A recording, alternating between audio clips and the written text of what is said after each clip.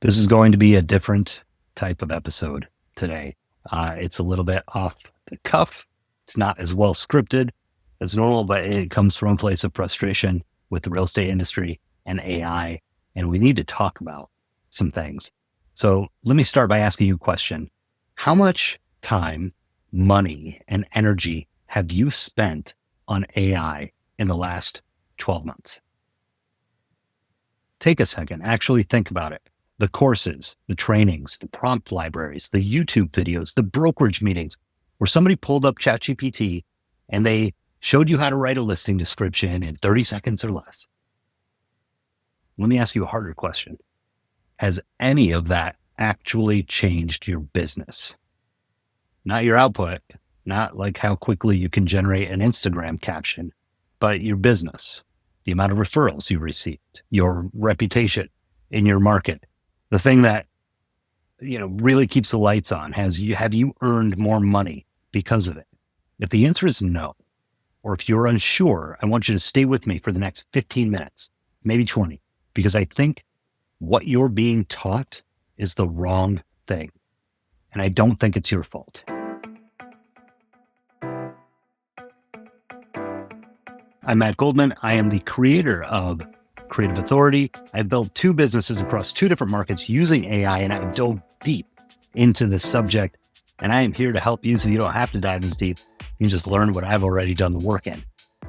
So what I'm about to say, I want to be careful about, because most of the people who are telling you these things, they are not lying to you. They just don't know it themselves. And that is that AI does not care about you. It's not your friend or your creative partner. It is not your marketing assistant who finally gets your vision. It doesn't understand your business, right? It can't care about any of that because that's not what it is. Here is what AI is, an LLM specifically, the large language model. This is your ChatGPT, your Claude, Grok, Perplexity, Copilot, Gemini, all those things. All it is a pattern recognition engine, pattern recognition tool. That's it, right? It has been trained on billions of words.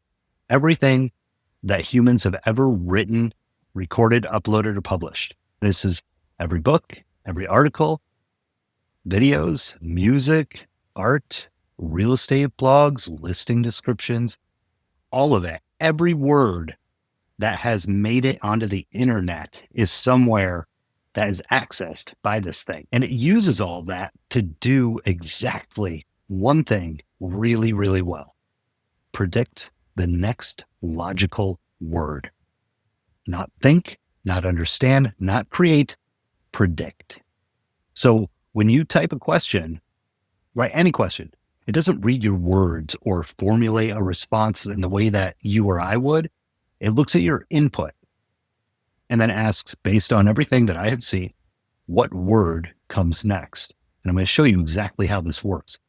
It's like you type, why is the sky blue?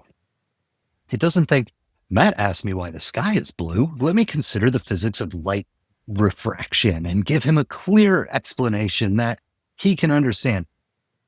It thinks in fractions of a second. It looks at billions of examples how humans respond to questions, and then it predicts. It would predict the word wonderful, because that's how a disproportionate number of responses to questions begin in its training data. And then the next word, question. So it's now said wonderful question, because wonderful is almost always followed by question in that context. And then it will say, Matt, wonderful question, Matt, because you told it your name, and personalizing the response is a pattern that has been rewarded to it. And then it keeps going. So wonderful question, Matt, we're talking about the sky. So the next logical word, sky, mirroring back your question to you. That's a pattern that it's seen thousands of times in explanatory writing samples. Is blue. We're completing that mirror. Wonderful question, Matt. The sky is blue. Now we're transitioning into the explanation, because, that's what always follows in this structure. And it does this in a fraction of a second, billions of data points processed to produce something that looks and reads like a thoughtful, well-reasoned answer. It isn't. It is the next logical word, repeated until the response looks complete. And here's the part that should stop you cold.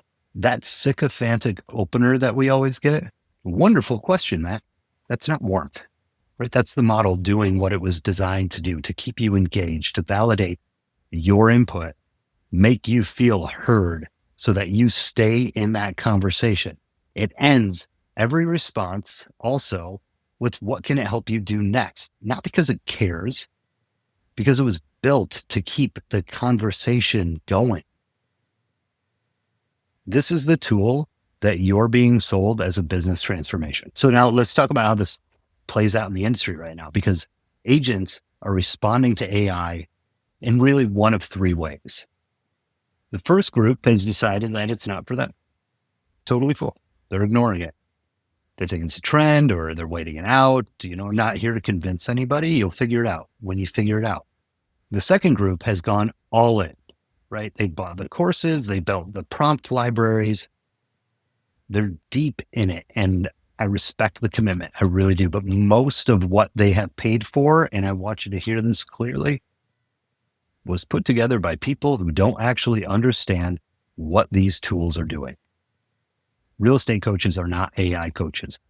Most of the AI trainings that I have sat in on were created by people who are great real estate coaches. And they sat down with their team and they say, all right, AI is really hot right now. What should we be teaching with AI? And they were like, I don't know. Let's ask ChatGPT. Right? They took the answer, they put it in the curriculum, packaged it, and sold it back to you. And think about what that means. The training that you may have just paid for was generated by the tool that is supposed to be teaching you how to use it. It's like by an engine that predicted what an AI training for real estate agents should probably look like based on every other AI training it has ever seen. So it's going to teach you that average training, because that's what you get when you ask a prediction engine to design something without giving it anything real to work with. That's not a knock on like any real estate coach or the character. I'm not trying to say that. That is a structural problem. And it has produced an industry of agents who know how to use prompts, but don't understand why their output still sounds generic. So then there's the third group, and this is the majority of people. In a study I recently saw was 70% of agents that are just kind of checking it out, dipping your toe in the water. Most of them are using it to write listing descriptions, maybe some social media content, just to see if it feels useful. And this right now, in my opinion, is the most dangerous place to be. Not because you're doing anything wrong, but because you're just getting enough value to feel like you're on the right track without understanding what's actually limiting you. So here's what's limiting all three groups. Prompts. Prompts are inputs for the first group. They tell the tool what to do in any given moment, like write me a listing description, draft me a follow-up email, create a market update for my Instagram, and the tool responds. It predicts what those things probably look like, and it gives you something that is technically correct and very well written for the most part, but completely indistinguishable from any other agent using the same prompt. Like you give it a task, you didn't give it any context, you didn't tell it who you are, you didn't tell it how you actually work, you didn't give it like your market perspective or your values or your voice, unless you did that training that we all did in June 2023, where you upload 3 writing samples of your and all that bullshit. So predicts from the average, from the median, from what a real estate agent probably sounds like, not what you sound like. So I have an analogy for this that I want to help paint the picture. Imagine that you have 2 agents that are walking into the same listing appointment. The first agent is competent. He's experienced. He knows the market. You've done this 100 times and you just walk in on instinct and you're going to do a fine job. Second agent, she spent 2 hours before she walked in the door, right? She did a pre-listing interview with the seller. She knows their timeline, their motivation. She knows what the seller is afraid of. She studied the house and the neighborhood. And when she opens her mouth, every single thing that she says is specific to that seller, that property, in that moment in time. Right? Same appointment, same market knowledge generally, just a completely different outcome. Because one of them gave the conversation context.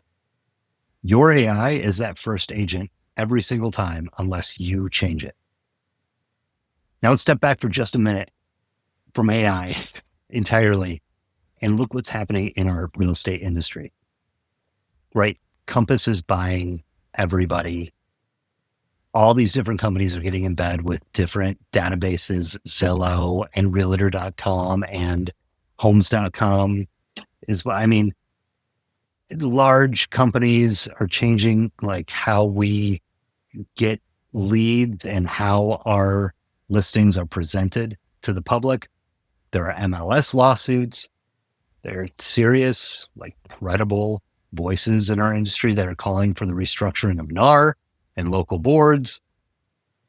Right? The infrastructure that we have operated inside for decades is shifting underneath us. There's always been disruptors, but now those disruptors are going after how we really operate. And every one of those changes that I just mentioned has the same implication eventually. And that is that your brokerage brand matters less. Follow me on this. The portals matter less, right? The MLS, the designations, they start to matter less. And what matters more is the agent. And what I mean by this, when I say what matters more, I mean what matters more for the thing that actually puts food on your table. What you get paid for starts to matter more. That's your name, your reputation, your relationships, your ability to walk in a room and be the most trusted person in it. That's what this industry is moving toward right now. And frankly, it's what the best agents have always known. The ones who will win in the next 5 years, hear me on this, are not the ones who have mastered the most tools or aligned themselves with the perfect brokerage.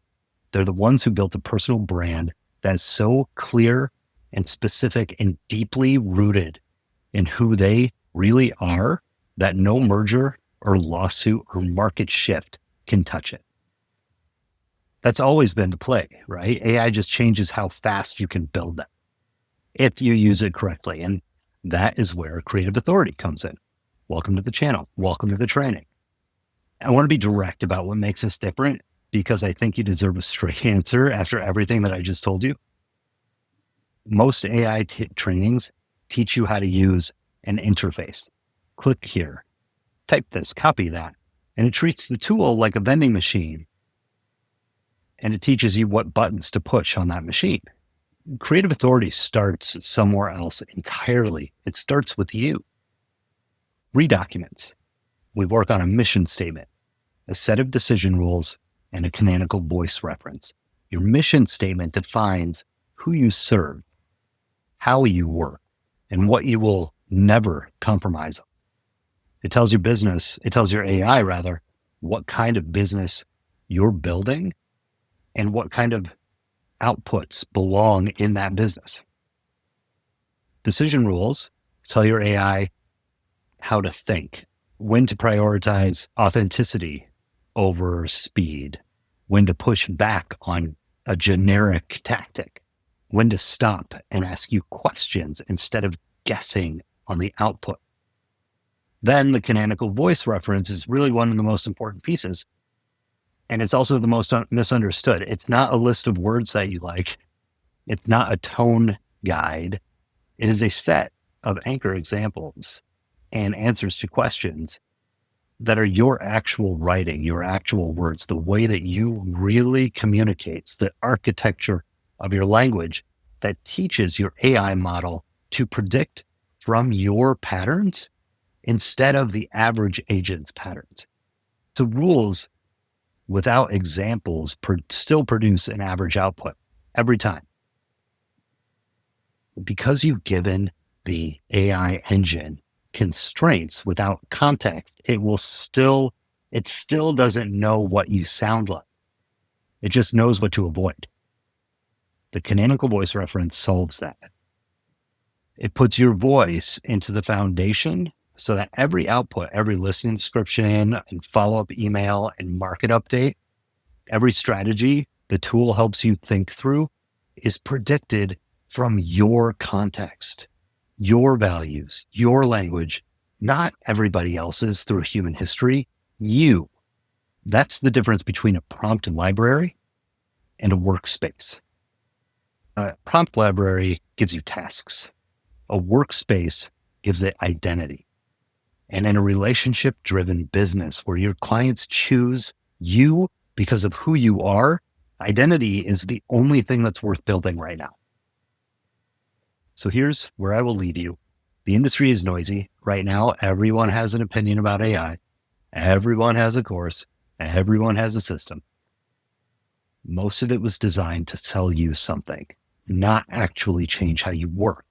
What I'm telling you is simpler, and also harder than any of that in regards to the preliminary work you've got to put in first. It's harder. Your AI doesn't know who you are.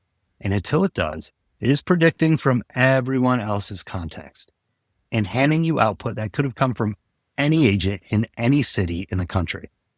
The work of creative authority is the work of teaching your AI, building the foundation, putting in what's real so that what comes out actually reflects your business that you've spent years building.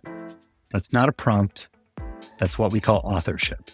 And in a market where everyone has access to the same tools, authorship is really the only advantage that we have left. So if you want to learn more, go to agentslearnai.com or leave a message here. Reach out to me. You can find me on Instagram, matt.gold.man. We will see you next time.